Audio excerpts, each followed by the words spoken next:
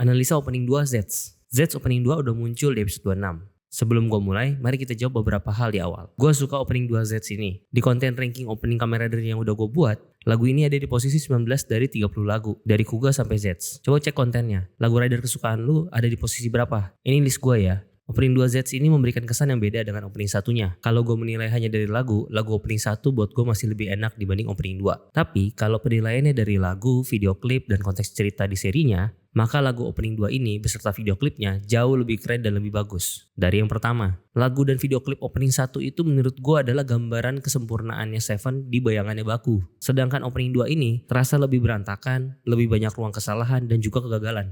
Tapi ada potensi Baku yang terlihat jelas. Mari kita mulai analisanya. Ini analisa versi gua. Silakan tulis versi kalian. Oke, kita mulai. Adegan pertama dimulai dengan video klip opening 1 yang dibuat hitam putih dan berada di dalam lukisan besar yang dirantai berada di depan pintu putih. Lukisan ini adalah lukisan yang dipakai Seven buat menyegel pintu masuk Zero ke ruangannya Zeds. Video klip opening 1 di sini adalah gambaran memori, pengalaman, atau sebuah kemungkinan terburuk yang ingin dicegah Seven. Kenapa dibuat hitam putih? Karena ini terhitung masa lalu. Karena masa depan telah berubah sejak Baku bangun dari mimpinya dan memutuskan untuk merubahnya. Di samping lukisan tersebut, bagian tembok putihnya dipenuhi oleh berbagai cipratan warna yang terus bertambah. Mungkin ini gambaran semakin banyak hal yang akan terjadi dari sekarang hingga ke depannya. Seven duduk di sebuah bangku taman, di mana ia menatap lukisan tersebut, seolah memastikan bahwa ia harus merubah hal buruk tersebut. Kemudian ia berubah menjadi Zeds, menandakan ia siap bertempur. Adegan kedua adalah Baku, Fujimi, Nemu, Minami, dan Asuka sedang terlihat berjalan-jalan di pusat kota. Tapi mereka berjalan mundur. Kemudian Baku bangun dari tidurnya. Menurut gua, ini adalah gambaran bahwa kebahagiaan mereka saat itu hanyalah mimpi milik Baku.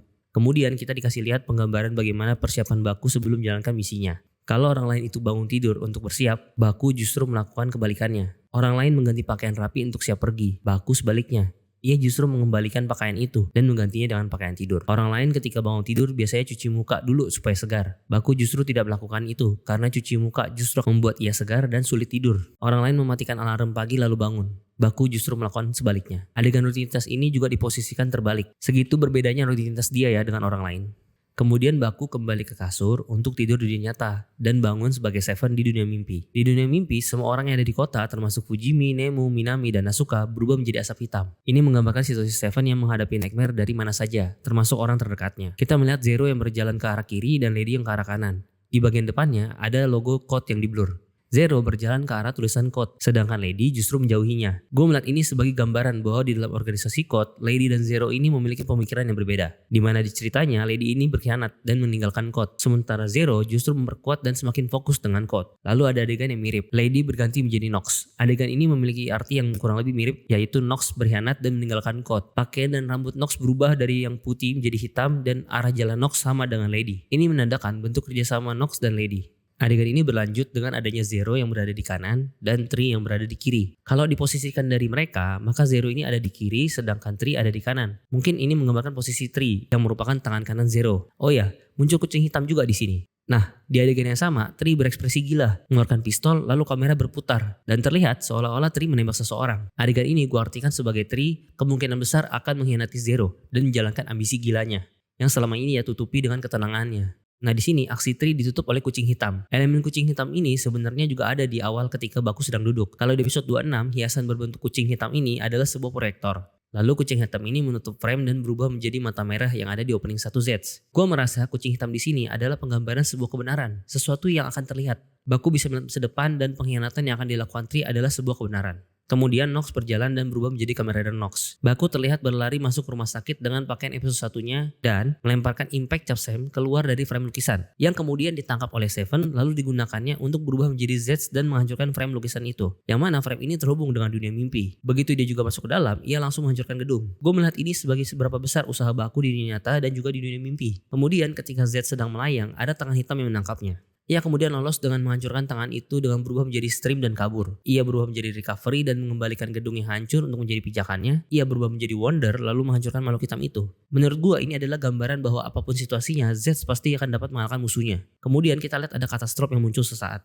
Apabila Zeds kesulitan, katastrof akan muncul juga. Gue mulai merasa katastrof ini mirip-mirip sama malaikat pelindung gitu. Lalu kita melihat ada wujud manusia dari Dawn. Detail soal Dawn ini akan gue bahas di review episode 26 gue. Di adegan ini ada jeruji besi yang jatuh dari langit. Kemudian jeruji besi itu berubah menjadi naga, mengikuti perubahan Dawn. Mungkin motif dari daun ini adalah naga. Masih banyak hal yang belum kita tahu soal daun, tapi so far dia keren. Lalu adegan berlanjut dengan Z Rider Kick dengan form katastrof mengenai monster bayangan hitam. Di adegan yang sama, kamera dari Nox juga sedang melawan monster bayangan hitam ini. Ini adalah gambaran nantinya Nox dan Seven akan bekerja sama karena mereka memiliki musuh yang sama. Kemudian kamera Nox yang menggunakan capstan gun menembak ke arah bawah, lalu muncul bayangan 5 orang misterius yang kemudian hilang terbakar api berwarna ungu. Mungkin ini adalah gambaran musuh sebenarnya di seri ini. Sejauh ini yang peran antagonis itu ada Zero, Tree, dan juga Lady. Mungkin Dawn termasuk juga kali ya. Api ungu tadi berubah menjadi kupu-kupu ungu dengan jumlah yang banyak dari punggung Lady. Secara nggak langsung ini memperlihatkan kemampuan Lady yang bisa memanggil dan mengendalikan Nightmare. Adegan berlanjut ke kaki Nemu, lalu kembali ke Lady yang ingin memegang wajah Nemu. Ini gambaran keinginan Lady yang ingin Nemu bangun. Ketika wajah Lady semakin dekat dengan kamera, Nemu bangun. Dia terbangun dari tidurnya di pangkuan makhluk hitam yang duduk di kursi Lady. Asap hitam ini kemungkinan Lady. Kenapa nggak Lady aja duduk di situ? Karena ini diambil dari sudut pandang Nemu yang digambarkan belum mengetahui kebenaran. Kemudian ia mendekat ke kamera berusaha untuk menyentuhnya. Ini adalah upaya Nemu untuk menghentikan Lady setelah tahu dia adalah ibunya. Kemudian adegan berlanjut dengan pertarungan Zeds melawan Katastrof. Adegan ini sama dengan cara Zeds mendapatkan kekuatan Katastrof, beradu tinju. Nah, kita sampai di adegan favorit gua, yaitu tarian Nemu. Di sini Nemu menari di sebuah tempat di mana belakangnya ada banyak kaca, dengan refleksi Nemu yang mengenakan pakaian berbeda-beda di tiap cerminnya. Lalu dalam tarian ini, pakaian Nemu terus berganti. Menurut gua, ini adalah penggambaran Nemu di dunia mimpi, di mana ia terpaksa selalu berganti peran dan pakaian mengikuti sang pemilik mimpi. Ia tidak punya kuasa. Lalu tarian Nemu ini juga menarik. Gue disclaimer dulu, gue bukan seorang dancer, nggak bisa dance, nggak pernah dance, dan nggak ngerti apa-apa selain dance itu hal yang keren. Dan buat kalian yang bisa, kalian itu keren. Gue mengartikan tariannya begini ya.